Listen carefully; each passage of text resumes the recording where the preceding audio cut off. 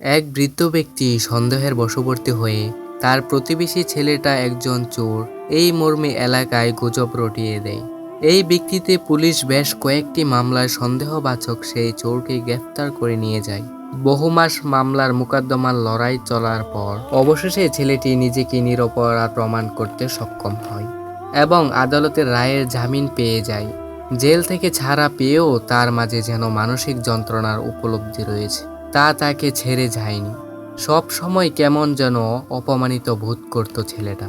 সে বৃদ্ধ ব্যক্তি আদালতের কাছে বলেছিল, আমি তো তার ব্যাপারে শুধু কিছু মন্তব্য করেছিলাম, আমি ভাবিনি এগুলো তাকে এতটা ঝামেলার মধ্যে ফেলবে। বৃদ্ধ লোকটার এমন দায়িত্বহীনতার কথা শুনে বিচারক তার দিকে কিছু কাগজ এগিয়ে দিয়ে বললেন, হ্যাঁ, আপনি এই ছেলেটির সন্দেহের যা যা বলেছিলেন তা এই কাগজটিতে লিখুন এবং আজ কোর্ট থেকে বাড়ি ফেরার পথে কাগজগুলোকে বিভিন্ন জায়গায় ছুঁড়ে মারবেন। আপনাকে এই মামলার রায় আমি আগামীকাল ঘোষণা করব। আজকের জন্য কোর্ট মুলতবি করা হলো। পরের দিন আদালতের বিচারক বললেন, কি চাচা এসেছেন?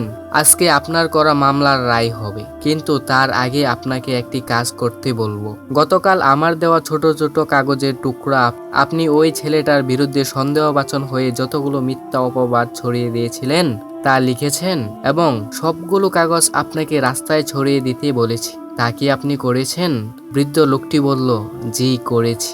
এবার জজ সাহেব বললেন, যে কাগজগুলো আপনি রাস্তাঘাটে ছড়িয়ে ছিটিয়ে দিয়েছেন আজ সেগুলো আপনাকে কোর্টে নিয়ে আসতে হবে।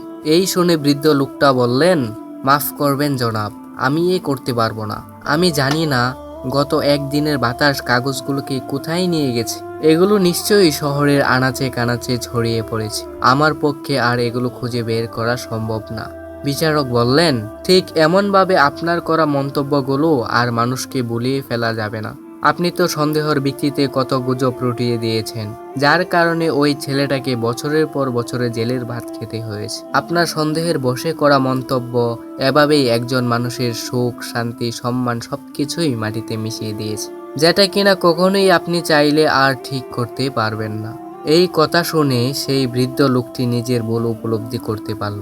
আদালতের কাছে এবং সেই নির্দোষ ব্যক্তির কাছে নিজের ভুলের জন্য ক্ষমা প্রার্থনা করলেন। প্রিয় দর্শক, আমাদের কখনোই প্রকৃত সত্য জানা ছাড়া শুধু শুধু সন্দেহের উপর নির্ভর করে কারো বিষয়ে কোনো মন্তব্য করা উচিত না। মহান আল্লাহ তাআলা পবিত্র কোরআনে সন্দেহের পোষণ করা থেকে মানুষকে স্পষ্টভাবে নিষেধ করেছেন। এটি আল্লাহর নির্দেশনা, যেই অমান্য করবে অবশ্যই তাকে জাহান্নামের আগুনে জ্বলতে হবে। মনে রাখবেন, আপনার নিছক সন্দেহের নির্ভর মজার জন্য কারো মন্তব্যই হতে পারে নিরপরাধ কারো বছরের পর বছর ধরে অর্জিত সম্মান নষ্টের মূল কারণ। তাই বন্দুকের গুলি আর মানুষের মুখের জবান একবার বের হয়ে গেলে আর ফেরত নেওয়া সম্ভব নয়। এই দুটো ব্যাপারে আপনাকে যথেষ্ট সচেতন থাকতে হবে।